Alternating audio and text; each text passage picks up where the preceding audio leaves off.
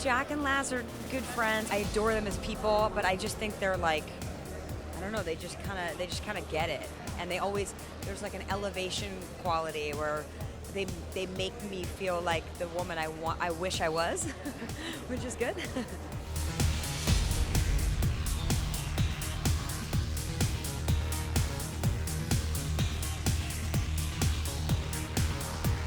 It was just about the idea of craft and craftsmen, women, and craftsmanship. And in that, we're looking at like traditional furniture makers from the mid-century West Coast. We're looking at traditional weavers, specifically from Morocco.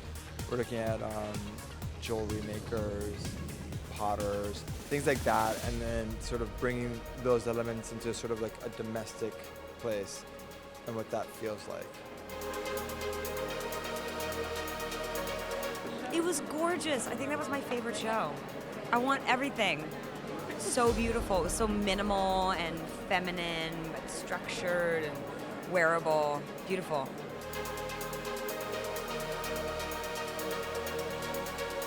I thought it was really beautiful. It's very subtle.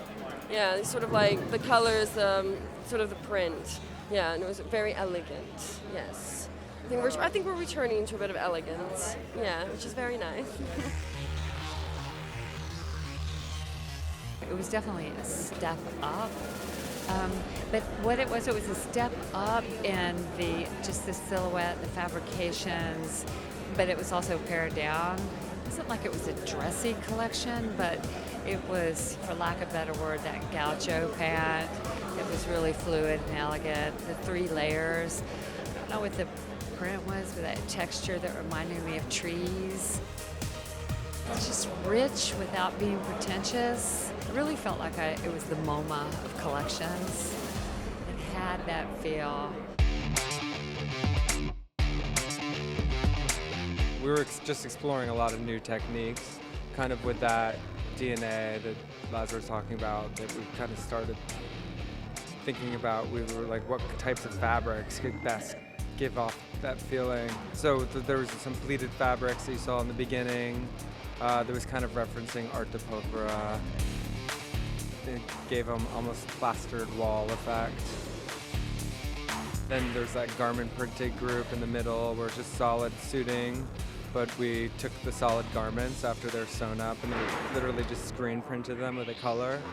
So they read as a solid color, but you get all these lines and discrepancies and all the seams. Almost like a new version of tie-dye for us in a way. And then you kind of saw a more painterly line after that with those pleated dresses, the kind of fuller pleated dresses with the metallics, the bits of chrome and copper. We wanted a kind of that painterly line to kind of keep coming back throughout.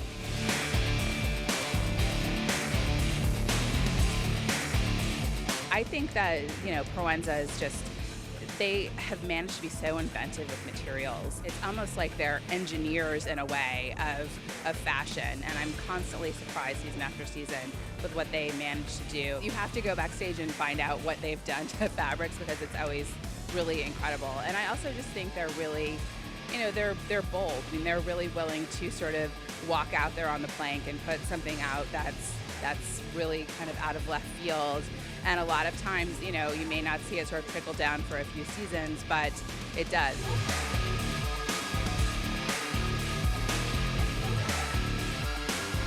I thought it was amazing. It's beautiful. I loved the dresses at the end that were like sheer and kind of like 1940s gold and silver and black. So pretty.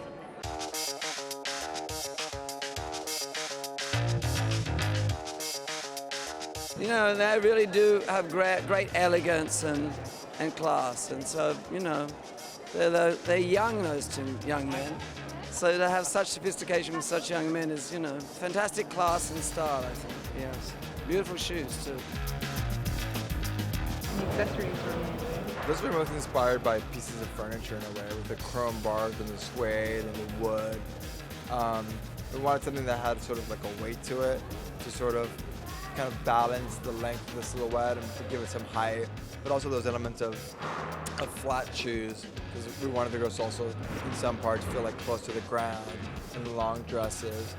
that element of ease and movement was really important to us. So we just felt like the sense of freedom and ease and something a little like nonchalant was important to us.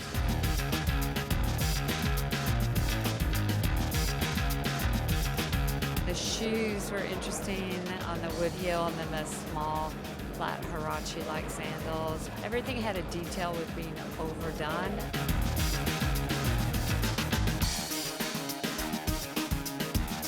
I thought it was tremendously sophisticated. I love that there was like no sportswear involved. It was so tailored. You know, the girls looked so young and fresh, but then they were wearing, you know, such structured and beautiful clothes and the coloring. I mean, I just loved it. I think they've certainly brought international level of style and fashion innovation to the New York fashion scene. I think it's really, really exciting to have them. I think they're constantly feeding on the most kind of unexpected riffs and channeling kind of contemporary cultural references in a way that I always find intriguing.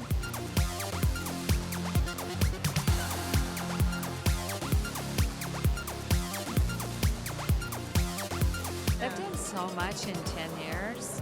You know, they started this with just a rolling rack of separate pieces. You know, they always have said that they weren't a downtown designer, that when they first started, you know how we always like to put those young designers downtown and gritty and cool. Never were that. They liked the mix of uptown and downtown, and they've done it.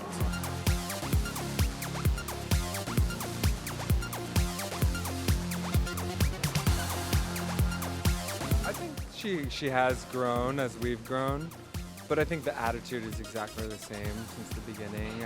I think there is a kind of an ease, a nonchalance. There's like she's always a bit undone. So no matter what kind of idea we start exploring season after season, that idea of confidence, but in this kind of undone way, stays a constant theme.